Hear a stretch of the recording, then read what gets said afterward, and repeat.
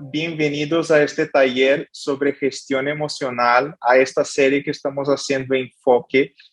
Te animo que en este momento estés cómodo, que busques un bloque de anotaciones para que puedas apuntar cada uno de estos puntos que iremos a hablar.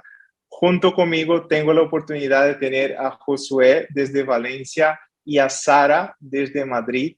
Muchísimas gracias por estar aquí, por aportar lo que estamos a punto de hablar, que creo que es un tema imprescindible para nuestro día a día. Hablaremos sobre el tema de las emociones. Para esto, me gustaría proponer el siguiente título: tener una mirada espiritual sobre el mundo de las emociones. Para esto estamos aquí, para proponerte una mirada espiritual sobre el mundo de las emociones. ¿Por qué la necesidad de esta mirada espiritual?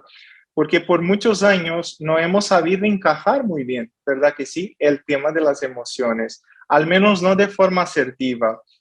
Por veces hemos divorciado el mundo espiritual del mundo emocional, ¿no? Y lo que me gustaría proponerte en este taller es una mirada integradora, es integrar este aspecto que es tan importante. Para esto, me gustaría hacer la siguiente afirmación: las emociones fueron creadas por Dios y diseñadas para funciones específicas y estratégicas. Cuando hablamos que fueron creadas por Dios, no nos referimos solamente a las dichas buenas emociones. Todas las emociones han sido creadas por Dios y en este taller hablaremos un poco sobre cada una de ellas, ¿no? Es un enfoque espiritual y para esto me gustaría empezar hablando desde la palabra de Dios, desde una perspectiva bíblica, ¿no? Porque la Biblia sigue estando por encima de toda y cualquier percepción humana, pero para esto la Biblia nos explica un poco sobre el mundo de las emociones y el libro del cual quiero empezar es Proverbios, Proverbios 16:32. Dice así la traducción libre: el hombre paciente vale mucho más que un guerrero que ganó muchas batallas, porque vale mucho más controlar sus emociones que conquistar una ciudad. Vale mucho más controlar sus emociones que conquistar una ciudad, ¿no? Cuando hablamos sobre controlar, gestionar, manejar las emociones, estamos hablando de un deber humano, de una responsabilidad de nosotros, dadas por Dios. Dios nos ayudará en este proceso del manejo emocional, pero no hará por ti lo que puedes hacer, que es aprender a manejar tus emociones. De esta forma, te animo que con tu bloque de notas puedas apuntar, puedas hacer apuntes desde el chat de YouTube, puedas quizá poner una duda que tienes o algún comentario, ¿no? Conectado desde donde estés.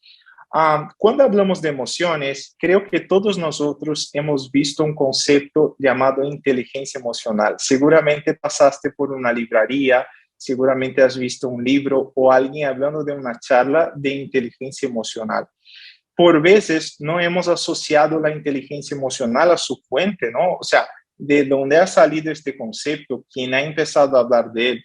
Y es un autor americano llamado Daniel Goleman, que desde los años 90 empezó a hacer algunas afirmaciones que han cambiado nuestra percepción sobre el mundo de las emociones. La primera de estas afirmaciones ha sido la siguiente: de que el éxito de alguien no depende solamente de su grado universitario, de su carrera, de su trabajo, de su puesto de trabajo, de sus títulos, que el éxito de alguien también está asociado a su manejo emocional, a la forma como maneja sus emociones. Y hemos transicionado después de los años 90 a una percepción que tenemos antes, que seguramente la conoces, al menos si eres de esta generación de los años 90, si eres de la generación de los años 2000, como Phil o Wildlife, seguramente desconoces lo que voy a hablar, que es el coeficiente intelectual, ¿verdad que sí?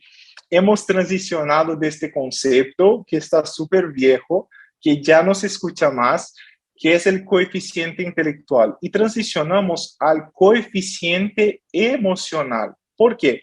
Básicamente porque es imprescindible para el manejo emocional lo que llamamos inteligencia introspectiva e inteligencia interpersonal. ¿Cuál es la inteligencia intrapersonal? La inteligencia intrapersonal es introspectiva porque es la capacidad de percibir quizá una emoción o un estado emocional y de luego tener la capacidad de cambiarlo, ¿no? Entonces, me despierto triste, pero no paso todo mi día acompañado por la tristeza. Tengo la capacidad de percibir esta tristeza o la sensación de agobio o la sensación de ansiedad o el estrés y a lo largo de mi día tengo esta potestad de cambiar mi mundo interior, ¿verdad que sí? De dar sol, de traer luz a este mundo interior.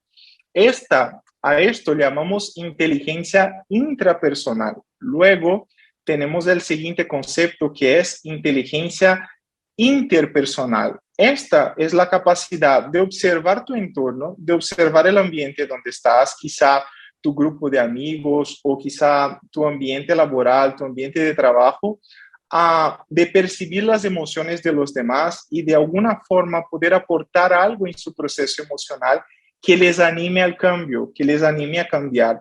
Entonces, es fundamental darse cuenta que estas herramientas pueden y deben ayudarnos en nuestro día a día, ¿no? Y en la vida de la iglesia también, que son partes del mundo espiritual, que son partes de algo que nos ha sido dado por Dios, diseñado con un propósito específico y que necesitamos aprender a utilizarlo a lo largo de la vida de manera asertiva, de forma estratégica, ¿no? Cuando hablamos del mundo de las emociones, es importante darse cuenta que existe un estilo de vida que es un poco disfuncional. Y voy a comentarte algunas características de este dicho estilo de vida disfuncional, de las cuales quizá puedas identificarte o no. Pero la idea aquí es identificar y tener la posibilidad de cambiar si así lo quiere, ¿no? Cuando hablo de estilo de vida disfuncional, ¿a qué me refiero? Básicamente a algo que no cumple su función, que no debería ser así, que a largo plazo es insostenible o podría volverse insostenible. Este estilo de vida disfuncional sería básicamente como el hecho de vivir bajo presión o de estar constantemente estresado, o sea, a largo plazo insostenible, ¿verdad? La falta de manejo emocional también genera este estilo de vida disfuncional, tener constantemente altos niveles de expectativas, y creo que expectativas es un tema que constantemente necesitamos aprender a lidiar con él, ¿verdad? No tener altas expectativas, tampoco bajas expectativas, sino que buscar un equilibrio. Luego también vivir sin una red de apoyo, o sea, vivir sin poder contar con tus amigos, sin poder contar con la ayuda de personas cercanas o sin tener tu familia. Es fundamental tener una red de apoyo, pertenecer a una comunidad, sentirse abrazado, sentirse respaldado por gente cercana, por gente que te quiere, por gente que te apoya, ¿no? Entonces, vivir sin esta red de apoyo es como un estilo de vida disfuncional. Estar involucrado o verse involucrado en relaciones tóxicas, y estas relaciones no son solamente con la pareja, estas relaciones pueden ser también a nivel laboral, estas relaciones pueden ser también amistades que están influenciando tu vida de una forma tóxica, es decir, todas las veces que te quedas con esta persona sales mal, o sea, al final notas que el diálogo es pesado. Esta es una relación que podríamos ya empezar a observar antes de poner la etiqueta tóxica. Hay otros elementos de los cuales tendríamos que identificar, pero básicamente, si te hace mal, ojo, ¿no? Un cierto agotamiento emocional, y a esto le llamamos burnout, que es como ya no puedo más, en función de la cantidad de tareas que traté de atribuirme o en función del nivel del estrés del cual estoy viviendo, ¿no? O experimentando diariamente. Y también la instabilidad económica. O sea, vivir constantemente bajo una instabilidad económica genera esta percepción de tener que adelantarse, ¿no? Porque al final, no sé si llegará al final del mes o si llegaré al final del mes con un sueldo, o sea, no sé si dejaré facturas sin pagar. Esto genera una sensación de ansiedad por tener que adelantarse constantemente, ¿no? Por veces, estas circunstancias de las cuales acabo de mencionar crean un ambiente insostenible a largo plazo y también potencializan la ansiedad, ¿ok? Mucho se habla de la ansiedad, pero me gustaría conceptuar la ansiedad de una forma muy sencilla para que puedas entender lo que está pasando contigo, quizá en algunos momentos de tu día a día, porque todas las personas en determinados momentos han experimentado la ansiedad. Quizá unos han aprendido a manejarla y otros todavía no, pero es una emoción que constantemente hay que aprender a lidiar con ella, ¿no? Tal y como he dicho al principio de este taller, la ansiedad ha sido creada por Dios y es nuestro deber, es parte de nuestra responsabilidad aprender a manejarla. Pero ¿qué es la ansiedad? La ansiedad básicamente es un proceso neurobiológico, o sea, es un mecanismo de defensa del cual se activa para protegerme frente a una amenaza inminente. O sea, frente a una percepción de que algo puede amenazarme, puede herir a las personas que tengo a mi lado, ¿no? O a mi familia o a alguien así. Entonces, solamente por el hecho de imaginar, me pongo ansioso porque mi cuerpo empieza un proceso de huida de cómo puedo defenderme de esta situación. Esto es la ansiedad. Lo que por veces no hemos entendido es que esto no necesita ser real. Solamente con el hecho de imaginar ya sentirás las sensaciones físicas que acabo de describir. ¿Cuáles son las sensaciones físicas?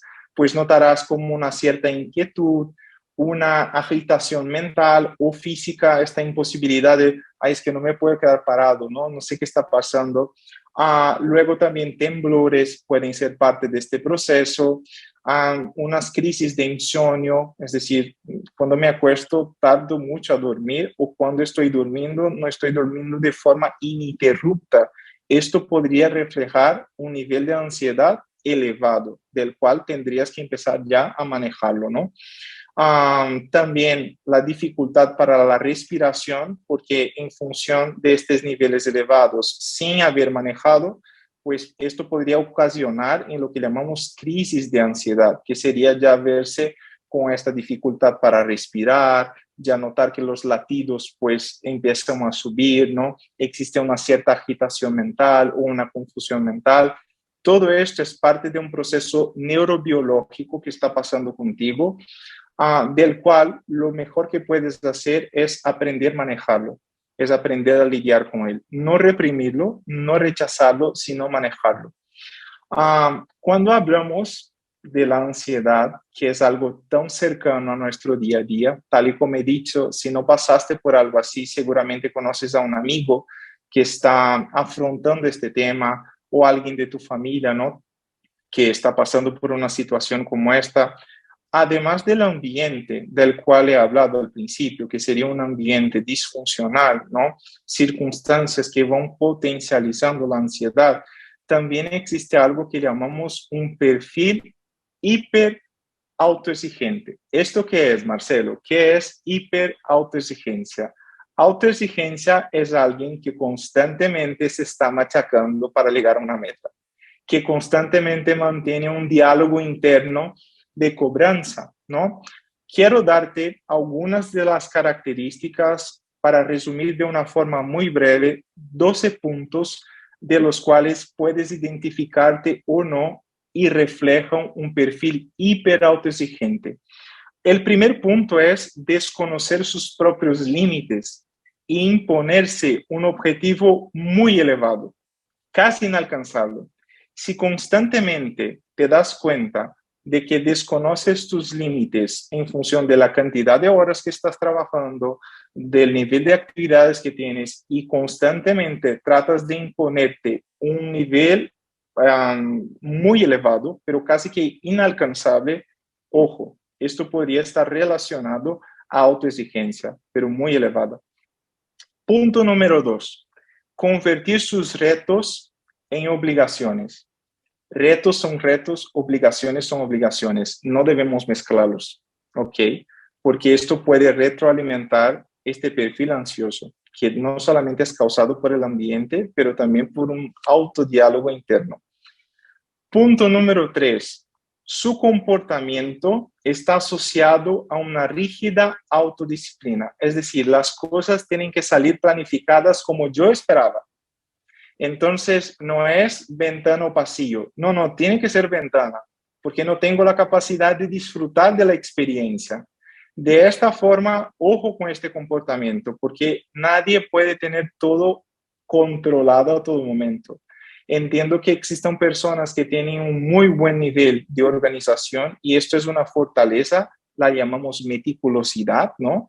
En el ambiente laboral es fundamental, pero a nivel personal hay que saber equilibrarla, hay que saber manejarla, ¿no? El siguiente punto, que sería el punto número 4, es se esfuerza enormemente para conseguir su meta, a pesar del sufrimiento que le genera. Si trataste de imponer una meta en determinada situación, quizá estas metas que tratamos de escribir al principio del año y que luego después de febrero o marzo ya nos damos cuenta que no vamos a cumplirlas, ¿no? Al menos no todas. Una de las cosas que necesitas observar es, esto me genera dolor, me genera muchísimo sufrimiento, porque ese sí, y si no estoy disfrutando del proceso, ojo, quizás sea el momento de dejar esta meta o de flexibilizarla también.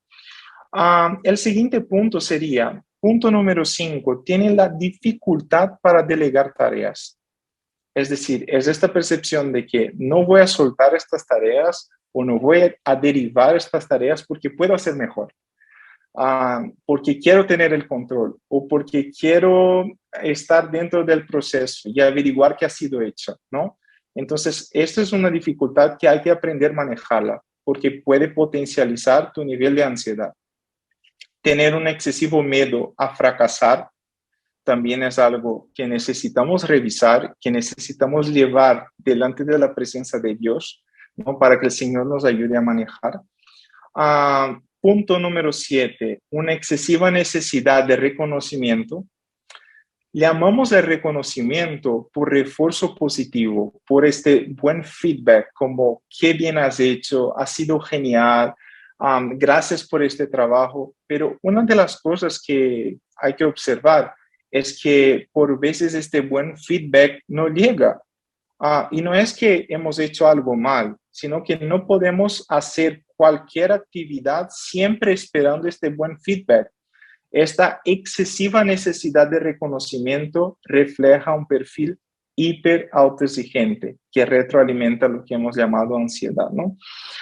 Punto número 9, se focaliza en aspectos negativos de su conducta.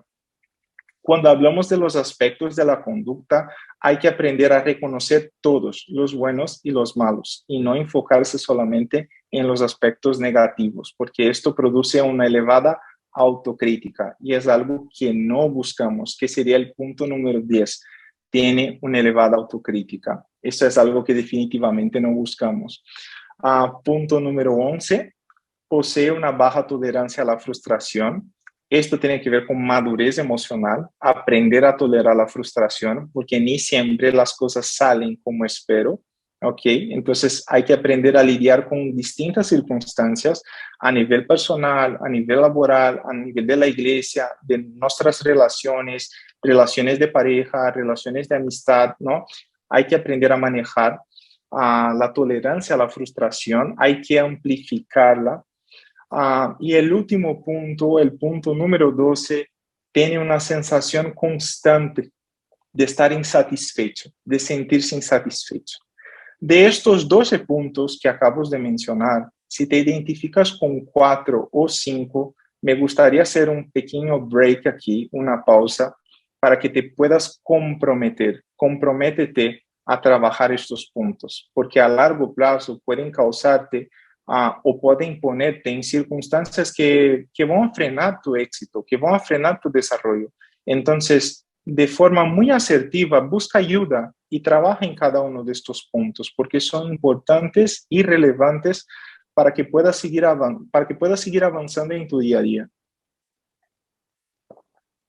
Dentro de esta dinámica que estamos hablando sobre el manejo emocional, sobre la gestión emocional, es importante llegar a la siguiente conclusión. ¿Cómo soluciono este problema? O sea, ¿cómo soluciona el problema de la ansiedad causada por las circunstancias, por los malos hábitos? ¿Cómo soluciona el tema de identificarme con estos puntos que acabas de hablar, Marcelo? ¿De dónde sale la solución? Aquí, tal y como hemos dicho al principio, la idea no es volverse solamente en, bueno, entonces hay que buscar ayuda médica o ayuda profesional. No hay nada que la espiritualidad no pueda hacer. No, no. La idea es integrar la espiritualidad al mundo de las emociones. La idea es llevar estos problemas delante de Dios, pedir capacitación de Dios para que te dé herramientas a través de la iglesia también, a través de tus amigos, a través de sabios consejos y sabios consejeros, ¿no? Para que puedas manejar todo esto. Pero uno de los puntos es llegar a la siguiente conclusión. Mi cerebro ha sido creado para solucionar problemas. Y cuando no hay problemas, tratará de crear nuevos problemas para tener lo que los solucionar. Entonces, hay que aprender a lidiar con estas dinámicas, porque tal y como he dicho al principio, la ansiedad quizá no sea el problema. El problema tiene que ver con la falta de manejo. Entonces, me siento ansioso y constantemente no veo solución para este tema porque no sé cómo manejarlo. El primer punto para aprender a manejar mejor tus emociones es lo que llamamos desarrollar tu inteligencia emocional. Desarrollar tu inteligencia emocional. ¿Cuál es el concepto de inteligencia emocional o cuál sería su definición? Básicamente, la definición de inteligencia emocional hace referencia a la capacidad de, punto número 1, percibir, nombrar y gestionar mis emociones. Entonces, me doy cuenta de que el estado emocional donde estoy, la forma como me siento, no es normal. Algo está pasando aquí. Esto es percibir. Percibo que algo está diferente, que algo está distinto a lo que estoy acostumbrado, ¿no? Entonces, este es el primer punto. El segundo punto es, trato de buscar una etiqueta y para esto necesitaremos ampliar nuestro vocabulario emocional. Necesitaremos buscar la emoción específica, porque sentirse triste es distinto de sentirse abrumado, que es distinto de sentirse estresado, que es distinto de sentirse ansioso. Existen niveles de tristeza. Puede ser que me sienta triste porque estoy procesando una pérdida, pero si estoy triste constantemente y esta tristeza tiene una intensidad, a esto le llamamos melancolía, ¿no? Entonces, hay que ampliar nuestro vocabulario emocional. ¿Por qué? Cuando vas al cole, al instituto, a la universidad, te enseñan mucho de lo de fuera, pero poco se preocupa en enseñar lo de dentro. Entonces, esto es parte de nuestra responsabilidad como cristianos, aprender sobre nuestras emociones y te puedo garantizar que la palabra de Dios encontrarás muchísimas instrucciones sobre tus emociones, ¿no? Entonces, esto es parte del primer punto, inteligencia emocional. Hay que aprender a identificar, hay que aprender a nombrar y hay que aprender a manejar, a gestionar. Cuando he dicho al principio que las emociones han sido creadas por Dios y que cumplen un propósito, este propósito le llamamos función adaptativa. Función adaptativa. De esta forma, me gustaría brevemente comentarte sobre 5 emociones, o mejor, 6 emociones, de las cuales vamos a hablar de una forma súper breve y vamos a buscar su función adaptativa. Y aquí quiero hablar de emociones dichas malas y de emociones buenas también. La primera emoción, conocida como mala, tenemos un poco de prejuicio con ella, es el miedo. Miedo. Por veces no sabemos lidiar con el miedo, pero ¿cuál es la función adaptativa del miedo? Protección. Cuando siento miedo, me siento amenazado y estoy buscando protegerme de algo. Esto puede ser un hecho real, una situación que está pasando, que veo, ¿no? O esto puede ser algo que estoy imaginando también, pero me siento con miedo, estoy buscando protegerme. Esta es la función del miedo, proyectar la necesidad de protección. Luego tenemos la segunda emoción de la cual estamos hablando y es la sorpresa, que por veces es buena. Quizá no sea buena cuando te llega una factura que no esperas, pero la sorpresa en sí por veces es buena, ¿no? Quedarse sorprendido. Pero cuando esta sorpresa no es tan buena así, lo que está haciendo es, te está orientando a la búsqueda de soluciones, que por veces necesitan ser creativas. Hay que buscar soluciones creativas para afrontar un tema, para afrontar un problema, porque te has visto sorprendido por este problema. Eso es parte de tu responsabilidad, buscar estas soluciones para determinados temas, ¿no? La tercera emoción es la aversión. Y me gusta ejemplificar la aversión de la siguiente forma. Una persona toma aversión a determinada circunstancia o situación en función de la mala experiencia que pasa. Por ejemplo, en un restaurante, si sales a comer, comes una comida y pasas mal, seguro que no regresarás a este restaurante más. ¿Por qué? Porque trataste de memorizar esta percepción de que no, he pasado mal. O sea, no me voy a exponer otra vez a esta mala experiencia. Ahí produciste aversión a esta situación, ¿no? La aversión también podría reflejarse con el niño que está constantemente intentando, el bebé constantemente intentando tocar, no sé, un interruptor o un enchufe y entonces toma un shot, no lo toca más, porque memorizó la mala experiencia y trató de producir la aversión, lo que llamamos aversión, ¿no? Luego tenemos una emoción dicha mala, que es la ira. Y ojo, porque la ira, existe una referencia bíblica sobre ella. La referencia bíblica es que existe la posibilidad de irarse y de no pecar. Es decir, cuando sé manejar mi ira, cuando sé hablar frente a una situación de injusticia, frente a una situación de impotencia, estando en los zapatos de esta persona que me escucha, también existe la posibilidad de no pecar. Cuando trato de hablar, pero todavía me mantengo empático a esta persona o lo que está pasando, existe esta posibilidad de irar y de no pecar. ¿Por qué?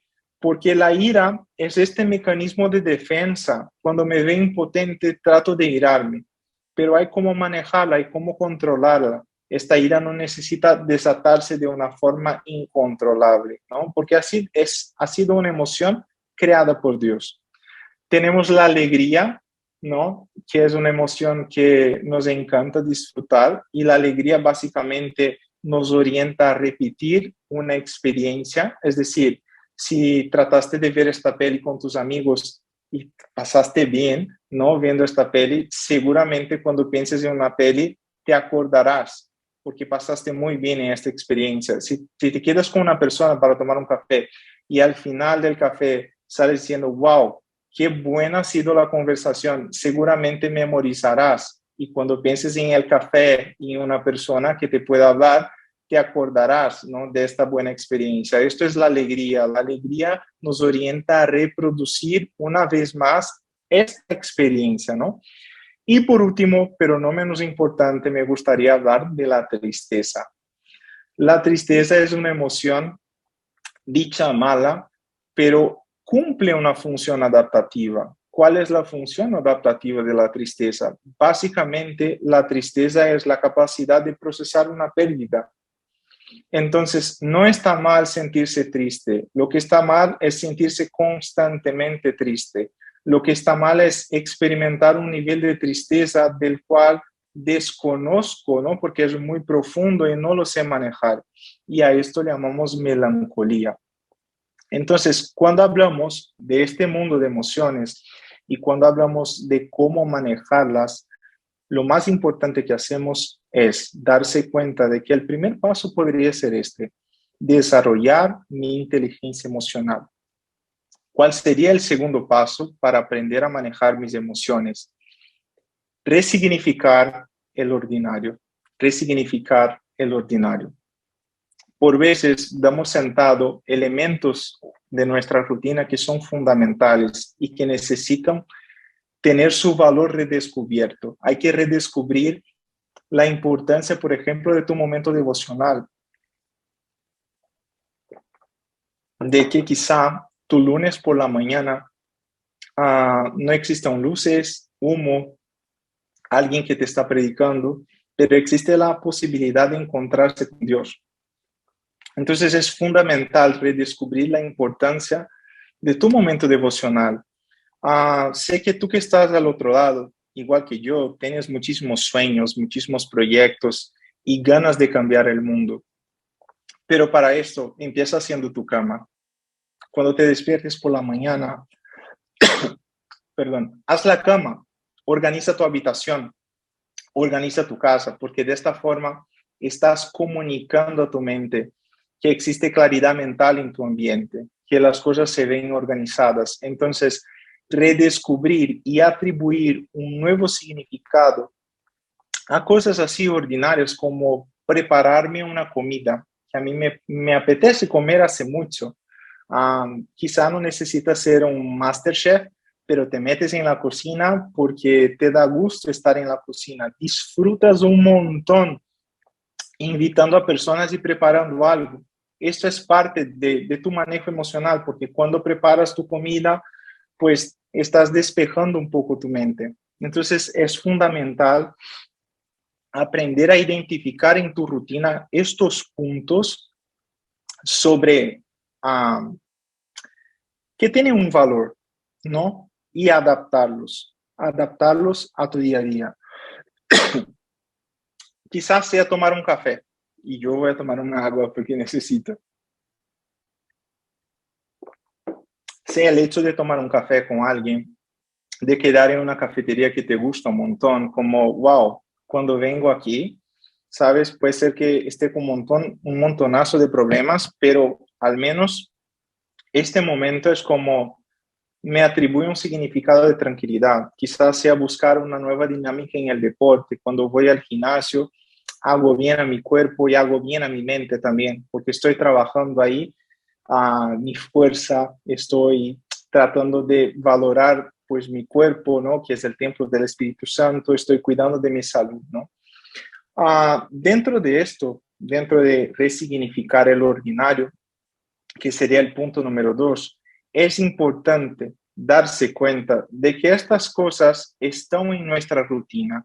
Y cuando hablamos del manejo emocional, una rutina es imprescindible. No hay que mantenerla 100% ordenada, rígida, hay que ser flexible con la rutina, pero es imprescindible tener una rutina. Es imprescindible encontrar estos huecos en tu semana, en tu día a día y aprender a lidiar con ellos, aprender a atribuir un nuevo significado en ellos.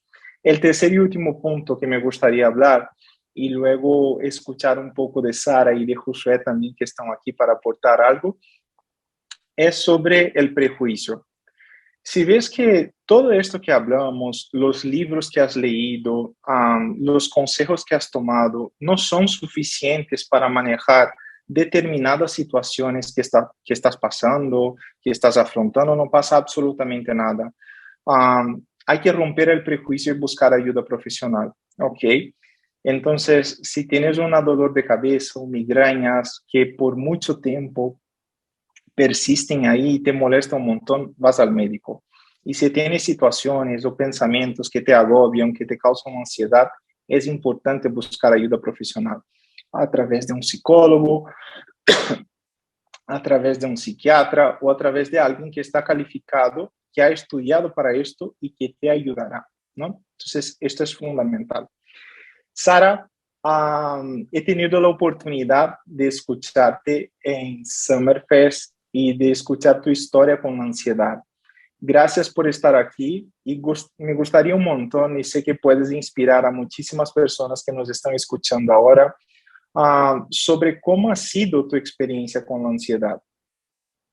Vale, muchas gracias Marcelo por la oportunidad de compartir. Y bueno, mi proceso con la ansiedad ha sido ya de unos 3 años para acá. El 2019 para mí fue un año bastante complicado porque tuve pues muchas circunstancias que fueron difíciles. Tanto pasamos por una situación económica muy dura, estaba en un trabajo que no me gustaba, tenía mucha presión de muchas responsabilidades y poco a poco me comencé como a encontrar mal. Como decía Marcelo, como con una sensación de tristeza que me acompañaba en mi día a día y que no me dejaba. Y en un principio para mí fue muy difícil darme cuenta qué me sucedía.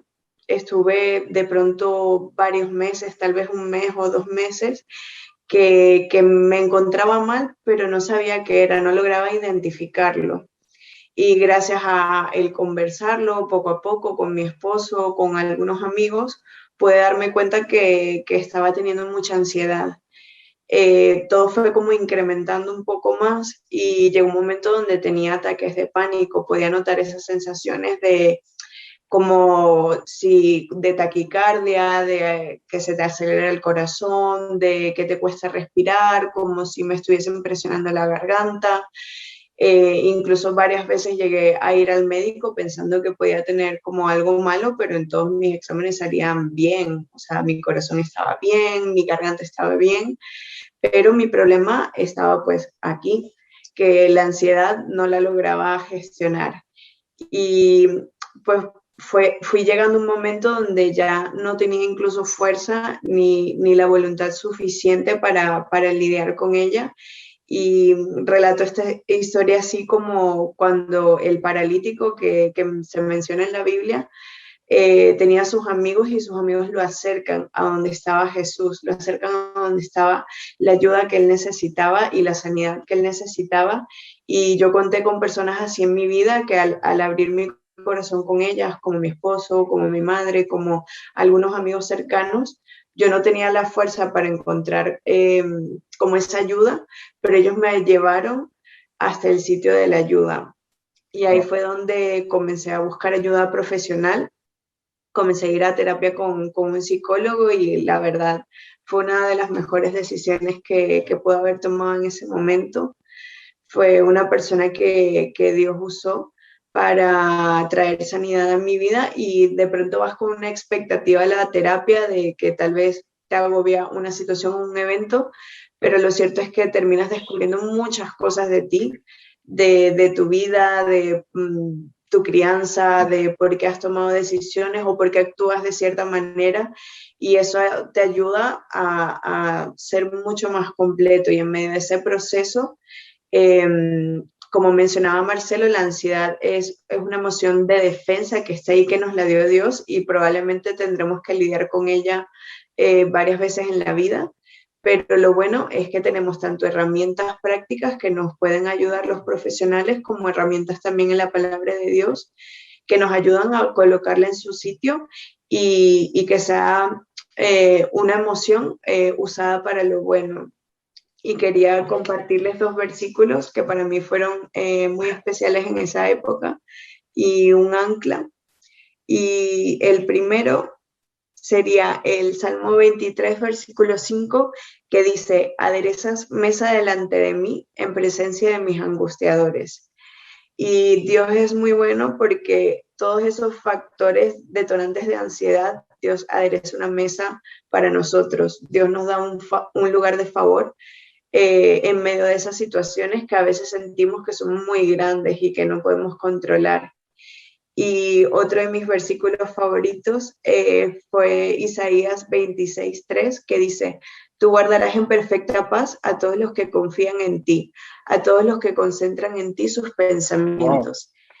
Entonces, una manera increíble en la cual Dios nos llena de su paz es que concentremos nuestros pensamientos también en Él, que de pronto no se concentren en esas ideas, sino que se concentren en Dios. Así que bueno, eso era lo que quería compartir.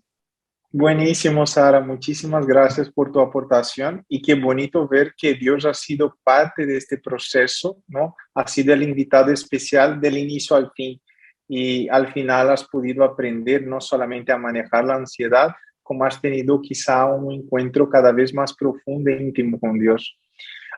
Josué, por ser hombre, muchísimas veces pasamos por situaciones de quizá entender que un problema se vuelve una debilidad y tenemos esta dificultad de pedir consejo, de pedir ayuda por verse débil en función de no saber manejar una situación. Ya pasaste por algo así y al final, ¿cómo superaste este prejuicio? Gracias, Marcelo, gracias por esa pregunta. Creo que es una pregunta muy buena, muy válida. Más que nada porque quizás que vivimos o venimos de trasfondos culturales muy variados y este prejuicio es muy real, incluso de nuestras propias familias. Y vivimos en una sociedad donde nos están chillando, gritando por todos lados, como los hombres tienen que ser así o las mujeres tienen que ser así. Y, y eso nos puede afectar, ¿no? Cómo nos desarrollamos, cómo tomamos decisiones en cuanto a esto. Y me encantó que empezaste hablando de cómo Dios creó nuestras emociones, porque somos seres emocionales. Dios nos creó, nos diseñó de esa forma, tanto hombres como mujeres. Y incluso Dios, tenemos el ejemplo de Él, de que Él mostró emociones. Jesús mostró emociones cuando vivía aquí en la tierra. Así que tener emociones no es, o mostrar emociones, mostrar vulnerabilidad, no es una debilidad, es mostrar o es vivir de la forma que Dios nos diseñó. Ahora, pasando a eso, Wow. al ámbito de pedir ayuda, también podemos tener mucha presión o muchas ideas o prejuicios, como decías, de lo que significa pedir ayuda. Incluso podemos, como lo que me pasaba a mí, pensar como que pedir ayuda profesional, buscar ayuda de un psicólogo, un terapeuta, es antibíblico y no es así. O sea, la palabra habla versículo tras versículo de cómo el hombre o la persona, la mujer sabia, la persona sabia escucha el consejo, recibe consejo. En la mesa de consejeros hay sabiduría. En sabiduría. Creo que esto como que cabe en estos versículos o en esta idea de que está bien pedir ayuda. Es necesario a veces pedir ayuda. Dios nos creó para vivir dentro de una comunidad. No podemos ser lobos solitarios. Y como me pasó a mí, a veces enfrentamos problemas, incluso externos a nosotros, de los cuales no podemos solucionar o es muy difícil llegar a encontrar soluciones o sanar sin ayuda de otros. Y ese fue mi caso, fue una situación externa que me causaba tristeza, ansiedad, insomnio, o sea, me causaba problemas para dormir y yo intenté todo lo que, como podemos tener en nuestra mente, lo que debemos hacer, como orar, sí, yo oraba y sigo orando. Buscaba ayuda dentro de nuestra iglesia, de cuidado pastoral, de amistades, de confianza, a personas al que yo admiraba y que tenían mucha más experiencia que yo. Llegó un punto donde incluso estas personas me dijeron, Josué, estás repitiendo un patrón, esta situación te está causando a que no avances. Y a lo mejor lo que necesitas es buscar ayuda más allá de lo que nosotros como comunidad te podemos aportar, pero personas con ciencia, con experiencia, con conocimiento, como dice la palabra, que Dios dio conocimiento y ciencia al hombre, que te pueden ayudar a ello. Y eso es lo que hice. No fue una decisión fácil, no fue una decisión ligera para mí, fue una de orar mucho y romper estos prejuicios dentro de mí, de buscar ayuda, pero fue entender, como decía Sara, de que son instrumentos también de Dios estas personas y buscar ayuda de un psicólogo, de un psiquiatra, de un terapeuta. Esto Dios puede usarlo también y no tenemos que pensar como que no viene de Dios o que Dios no lo puede usar. No tiene nada que ver. Hay un versículo donde Pablo le habla a Timoteo y le dice, mira, toma vino para tu estómago. Y lo Wow. puedes leer y pensar como, pero ¿por qué no mejor oró Pablo por él y Dios lo sanó? Y estoy seguro que lo hizo, pero le dio un consejo práctico. Le dijo, mira, toma esta decisión que te va a ayudar y no descuides todo lo demás, pero haz esto también.